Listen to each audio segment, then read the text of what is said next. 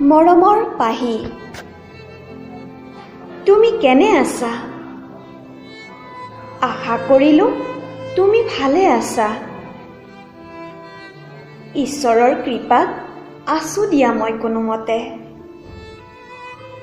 আজি ডায়েৰীখন দেখি বৰকৈ মনত পৰিছে পাহি, এৰি অহা সেই দিনবোৰলৈ আৰু তোমাৰ লগত কটোৱা সেই সময়বোৰলৈ। তোমাৰ মনত আছেনে পাহি, আমি যে সেই জনশূন্য চাৰিআলিটোৰ নৈখনৰ পাৰত নাহৰজোপাৰ তলতে বহি পাৰ কৰিছিলোঁ এটাৰ পিছত এটাকৈ কেইবাটাও ভাল লগা আবেলি।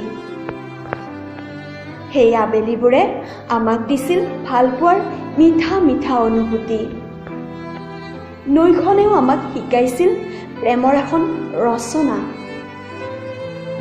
তেতিয়াৰ পৰা মোৰ ডায়েৰীৰ উকা পৃষ্ঠাবোৰৰ দলিচাত সৃষ্টি হৈছিল এটাৰ পিছত এটাকৈ তোমাৰ নামতে অজস্ৰ কবিতা। আজি সেই কবিতাবোৰৰ কোনো মূল্য নাই।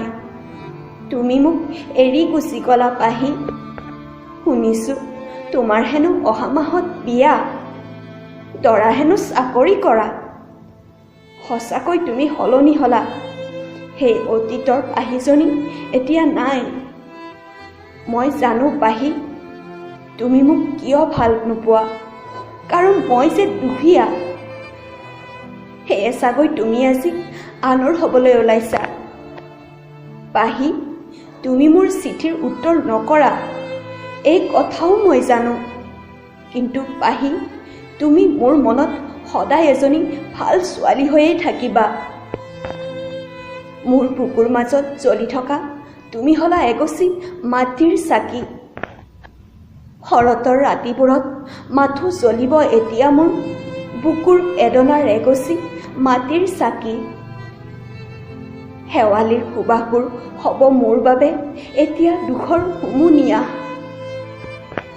শৰতৰ ৰাতি শেৱালিৰ গালত পৰি কুহুম সনা সেই নিয়ৰবোৰ হ'ব মোৰ দুচকুৰে ওলোৱা চকুলো। আৰু এমাহ পিছত মোক এৰি গুচি যাবা তুমি পাহি, এখন নতুন ঘৰলৈ। তুমি দিয়া মৰমৰ উপহাৰবোৰ এতিয়াও আছে জানা পাহি মোৰ মনৰ কোঠালিত। আৰু কি লিখিম পাহি? মাথো 2 পৃষ্ঠাৰ এই সৰু কাগজখনৰ বুকুত মোৰ এই দীঘলীয়া জীৱনৰ আঁতবোৰ বেদনা জানো লিখিব পাৰিম? আশা কৰিলোঁ মই পাহি, তুমি সুখী হোৱা।